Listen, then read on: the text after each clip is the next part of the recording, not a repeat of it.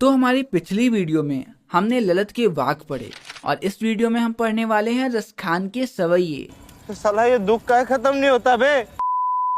यूं तो रसखान जी का जन्म 1548 में दिल्ली के आसपास हुआ था, लेकिन श्री कृष्ण का प्रेम उन्हें कुछ ऐसे दीवाना बना लिया कि वो दिल्ली छोड़ श्री कृष्ण की धरती ब्रिज भूमि में आ बसे और यहीं पे उन्होंने श्री कृष्ण के प्रेम में लगभग 200 सवैयों की रचनाएं की, जिनमें से 4 सवैये हम हमारे इस चैप्टर में लाइन बाय लाइन और वर्ड बाय वर्ड पढ़ने और समझने वाले हैं। तो हमारे पहले सवैये में रसखान जी बताते हैं कि ब्रिज भूमि के कड़ कड़ में श्री कृष्ण का वास है, इसीलिए वो कहते हैं कि अगर मुझे अगला जन्म मनुष्य के रूप में मिले तो वो गोकुल के ग्वालों के बीच जन्म लेना चाहेंगे।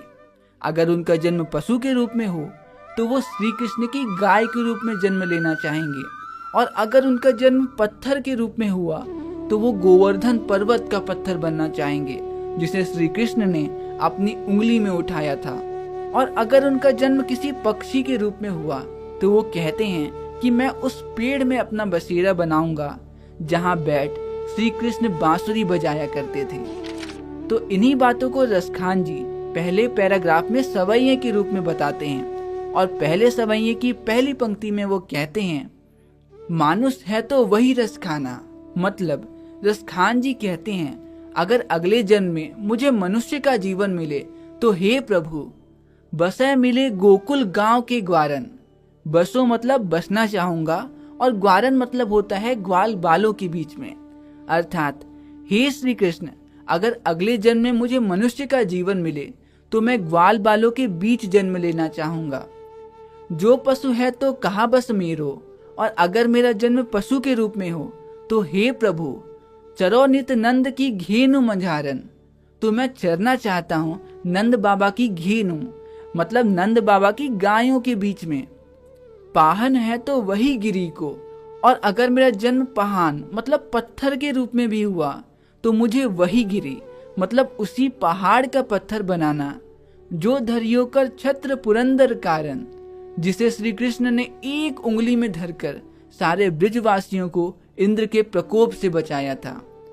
जो खग है तो बसेरो करे मिली, और अगर मेरा जन्म खग मतलब पक्षी के रूप में हो तो मैं बसेरा करना चाहूंगा कालिंदी कूल कदम्ब की डारन।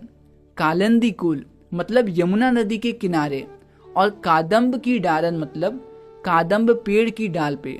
अर्थात अगर मेरा जन्म पक्षी के रूप में हुआ तो मैं यमुना नदी के किनारे कादम्ब पेड़ की डाल में बसेरा करना चाहूंगा जहां बैठ श्री कृष्ण बांसुरी बजाया करते थे। तो हमारे पहले सवैये में हमने देखा कि रसखान जी श्री कृष्ण से कहते हैं कि हे श्री कृष्ण, आप अगले जन्म में मुझे चाहे किसी भी रूप में भेजना, चाहे वो मनुष्य, पशु, पक्षी या पत्थर ही क्यों ना हो, लेकिन आप मुझे ब्रिज भूमि में ही भेजना। तो वहीं अगले सवैये में रसखान जी कहते हैं कि ग्वालों की लाठी और कंबल के लिए अगर उन्हें तीनों लोगों का राज भी त्यागना पड़े तो वो खुशी खुशी त्याग देंगी। वे इसके लिए योग की कठिन तपस्या से मिलने वाली 8 सिद्धि और 9 निधियों का सुख भी छोड़ने को तैयार हैं। वो अपनी आंखों से ब्रिज के वन, बागों और तालाबों को जीवन भर निहारना चाहते हैं, और वो ब्रिज की कांटेदार झाड़ियों के लिए सोने के 100 महल भी निछावर करने को तैयार हैं। तो इन्हीं बातों को रसखान जी हमारे दूसरे पैराग्राफ में सवैये के रूप में बताते हैं, और वो हमारे दूसरे सवैये की पहली लाइन में कहते हैं, या लकुटी अरु कामरिया पर। लकुटी मतलब होता है लकड़ी और कामरिया मतलब कंबल। मतलब हे श्री कृष्ण, मैं ग्वाल बालों की लकड़ी और कंबल के लिए राज तिहुपुर को ताजी डारे। तिहुपुर मतलब तीनों लोक और ताजी डारे मतलब त्याग दूंगा। अर्थात हे श्री कृष्ण, मैं ग्वाल बालों की लकड़ी और कंबल के लिए तीनों लोकों के राज को भी त्याग दूंगा।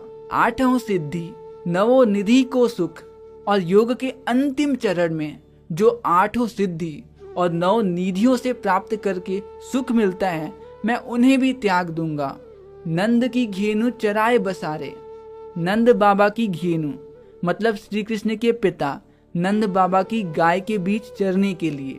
अर्थात हे श्री कृष्ण, मैं नंद बाबा की गायों के बीच चरने के लिए योग के अंतिम चरण से मिलने वाले 8 सिद्धि और 9 निधियों के सुख को भी त्याग दूंगा। रसखान कबै इन आँखिन सो।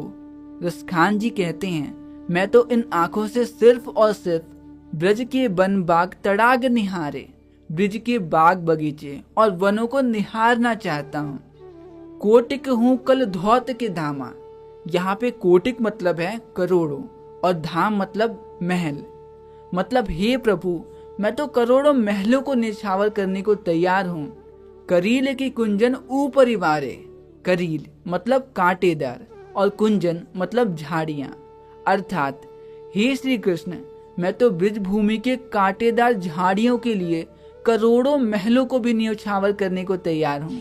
तो हमारे इस सवैये में रसखान जी कहते हैं कि ग्वालों की लाठी और कंबल के लिए अगर उन्हें तीनों लोकों का राज भी त्यागना पड़े तो वो त्याग देंगे।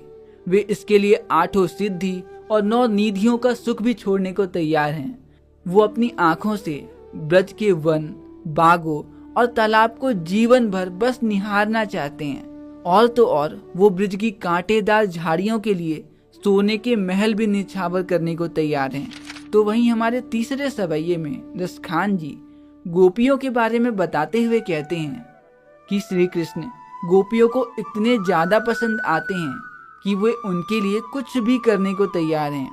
गोपियां कहती हैं कि वो सिर के ऊपर मोर पंख भी रख लेंगी, गुंजों की माला भी पहन लेंगी, पीले वस्त्र धारण कर वन में गायों और ग्वालों के संग भ्रमण भी कर लेंगी। लेकिन हाँ, वो मुरलीधर के होठों से लगी बांसुरी को अपने होठ से नहीं लगाएंगी, क्योंकि वो श्री कृष्ण की बांसुरी से बहुत जलती हैं।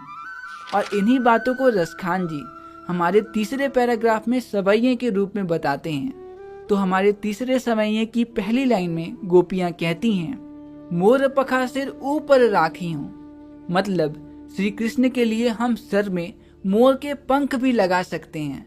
गूंज की माल गले पहिरेंगी और गले में गूंज की माला भी पहन लेंगे। ओढ़ पीताम्बर ले लकुटी। यहाँ पर पीताम्बर मतलब है पीले वस्त्र और लकुटी मतलब लकड़ी। मतलब हम तो श्री कृष्ण के लिए पीले वस्त्र भी पहन लेंगे और ग्वालों की तरह हाथों में लाठी भी पकड़ लेंगे। बन गोधन ग्वार निसंग फिरेंगी। गोधन मतलब गाय चराने वाले और ग्वार निसंग मतलब ग्वालों के संग। अर्थात गोपियां कहती हैं, हम पीले वस्त्र पहनकर और हाथों में लकड़ी लेकर ग्वालों के संग घूमते हुए गाय भी चरा लेंगे। भाव तो वो ही मेरो रस खानी। भाव तो मतलब भाता है। तो रसखान जी बताते हैं, गोपियां कहती हैं जो भी श्री कृष्ण को भाता है सो तेरो कहें सब स्वाग करेंगी। स्वाग मतलब होता है श्रृंगार। मतलब हम वो सारे स्वाग मतलब हम वो सारे श्रृंगार कर लेंगे। अर्थात गोपियां कहती हैं, हम वो सारे श्रृंगार करेंगी जो श्री कृष्ण को भाता है। या मुरली मुरलीधर की अधरान। लेकिन ये जो मुरलीधर श्री कृष्ण की मुरली है जो उनके अधरान मतलब उनके होठों को छूती है, धरी आधार न धरेंगी। इसे हम अपने होठों पे नहीं रखेंगी। तो हमारे इस तीसरे सवैये में रसखान जी गोपियों के बारे में बताएं कि श्री कृष्ण गोपियों को इतने ज्यादा पसंद आते हैं कि वे उनके लिए कुछ भी करने को तैयार हैं। गोपियां कहती हैं कि वो सिर के ऊपर मोर पंख भी रख लेंगी, गुंजों की माला भी पहन लेंगी, पीले वस्त्र धारण कर वे गायों और ग्वालों के साथ वन में भ्रमण भी कर लेंगी, किंतु वे मुरलीधर के होठों में लगी बांसुरी को अपने होठों पे नहीं लगाएंगी। तो वहीं हमारे अगले सवैये में रसखान जी बताते हैं कि गोपियां श्री कृष्ण के प्यार में डूब चुकी हैं, लेकिन वो अपने इस प्यार को छुपाने का प्लान बताते हुए कहती हैं कि जब श्री कृष्ण मुरली की मधुर धुन बजाएंगे तो हम अपने कानों में उंगली डाल लेंगे ताकि हमें वो मधुर संगीत सुनाई ही ना दे। लेकिन फिर वो ये भी कहती हैं कि चाहे हमें ब्रजवासी कितना भी क्यों न समझा लें, लेकिन हम श्री कृष्ण को मुरली बजाते देख अपनी मुस्कान रोक नहीं पाएंगी।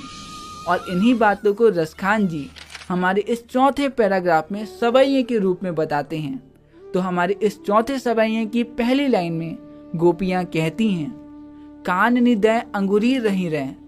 मतलब कान में हम उंगली रख लेंगे। जब ही मुरली धनुमंद बजाएं, जब श्री कृष्ण मधुर धुन वाली मुरली बजाएंगे। मोहिनी तानन सो रस खानी, मोहिनी मतलब होता है मोहित हो जाना। तो रसखान जी बताते हैं कि गोपियां कह रही हैं कि श्री कृष्ण की मुरली चाहे कितनी भी मोहित करने वाली क्यों ना हो, अटा चढ़ी गोघुन गाहे पे गाहे। अटा मतलब होता है अटारी, मतलब ऊंचाई पे। गोघुन मतलब एक प्रकार का गीत, और गाहे मतलब गाएं। मतलब श्री कृष्ण ऊंचाई पे चढ़कर गोघुन गीत गाएं तो गाएं। अर्थात गोपियां कह रही हैं चाहे श्री कृष्ण की मुरली कितनी भी मोहित करने वाली क्यों ना हो, या वो ऊंचाई पे चढ़कर गोघुन गाएं तो गाएं, मैं अपने कानों से उंगली नहीं हटाऊंगी। टेरी कहे सिगरे ब्रिज लोगनी, सिगरे मतलब होता है सारे के सारे, और ब्रिज लोगनी मतलब ब्रिज के लोग। मतलब गोपियां कहती हैं मैं सारे के सारे ब्रिज के लोगों को ये पहले ही बता देती हूँ। काल ही कोई कितनों समझाएं, मतलब कल कोई मुझे कितना भी समझा दे मैं समझने वाली नहीं।